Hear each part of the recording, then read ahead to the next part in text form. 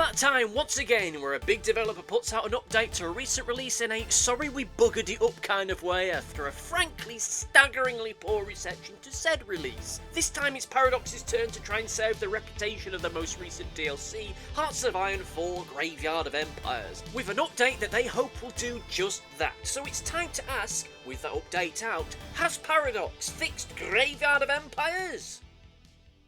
And so, in the time-honoured near 15-year tradition of reviews from me, it's time to eliminate any pretense here and just say from the off, no, they really haven't. In a more professional setting, I'd hold off from that kind of conclusion till the end, but blimey, let's just cut to the chase here and just say in brief, there is nothing here that fixes the DLC in my opinion. There is good material here, but frankly it is not good enough. So if you really want this video in a nutshell, there it is. Leave a like, subscribe, 5 stars, whatever. To actually talk about the matter at hand more substantively, I think it would be good to establish what I mean by fixes the DLC, as, to be blunt, some people take very different issues with this DLC, and their issues can be a lot more broad than what I'm going for. For me, it ultimately comes down to two main issues. Firstly, I found that the focus trees that were introduced in the base DLC to be kind of a mess, and the other problem that I had was the DLC, quite frankly, from my opinion, was just plain dull. This update doesn't really tackle either of those issues. Yes, the new trees that have been added in are fun for what they are, and they're well presented. You can see footage of what I've done with those new trees in the background, but the trees that were introduced in the base DLC remain largely unchanged, and given how some of them are structured, you are either having to almost exclusively focus on getting the government or cause that you want as early as possible to be effective, or you're trying to find the most economic way to balance that stuff with getting some industry and maybe a little bit of military, so you aren't going into your campaign with nothing but a smile on your face. And that is when you're going down the more alternate history paths. If you're remaining largely within history or history adjacent to the side of things like the Raj's New Dominion path, you're still going to spend a lot of your time just sitting there and doing nothing. Now this is somewhat understandable given that the nations you're playing as aren't quite as industrialised as others you can play as, and the whole thing of doing 30-day focuses to get 5 civs or 5 mils you can do in certain mods is pretty bloody silly, but even still it does feel like you're spending such a long time just sitting there and waiting for your nation to get up to speed to even be remotely competitive in some areas. And all the while there aren't many unique events or pop-ups to give you insight as to what's happening in this part of the world or even within your nation, so there are just long stretches where you just sat there watching the AI go through the motions and hoping for the best, and they're not going to do something that's going to bugger up anything you're planning to do in your campaign.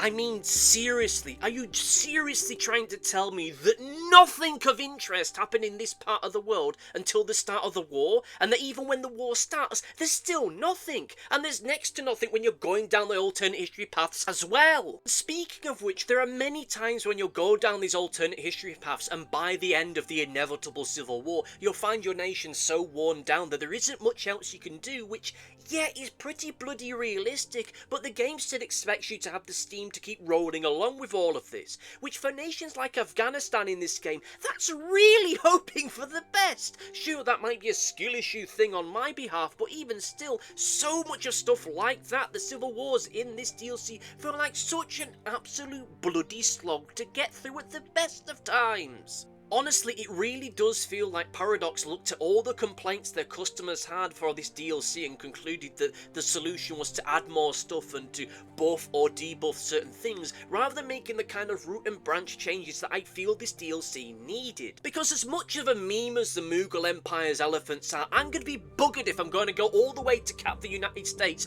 because the game glitched out and I didn't get the scripted peace deal that I should have done hours ago, or I'm going to let myself get capped as Iran just to get some kind of new obscure leader that doesn't unlock anything new or interesting, or I'm going to spend the next 5 hours doing the nationalist path for India because I have to fight 2 empires off at once because every man and his dog can fight in the Indian civil wars for some reason. And yes, mechanically I know why they can do that, and yes, one of them technically isn't an empire, but still, that doesn't take away from the fact they're just not interesting to play. I don't want to sound rude here, but by gum, as much fun as this DLC can be, I don't want to sit around doing nothing for hours with nations that either take too long to be interesting or are too much of a faff to be fun.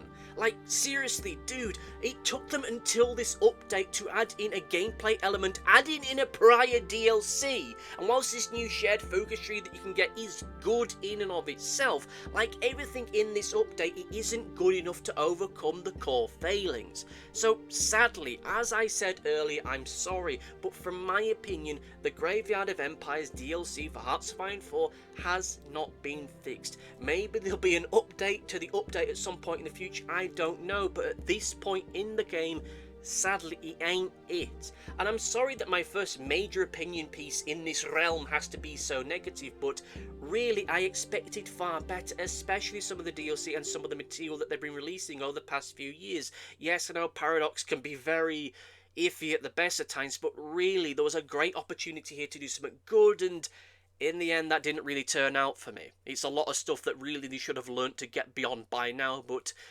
whatever. Let me know what you thought about it. Do you think that I'm being too harsh on it? Do you think I'm not being harsh enough? Let me know in the comment section down below, and thank you all for watching. Goodbye! Thanks for watching. Be sure to like, favourite, subscribe, click the bell, and do all the YouTubey stuff that YouTube wants you to do. Go on, it'll do me a power of good. Until next time, my friends, goodbye!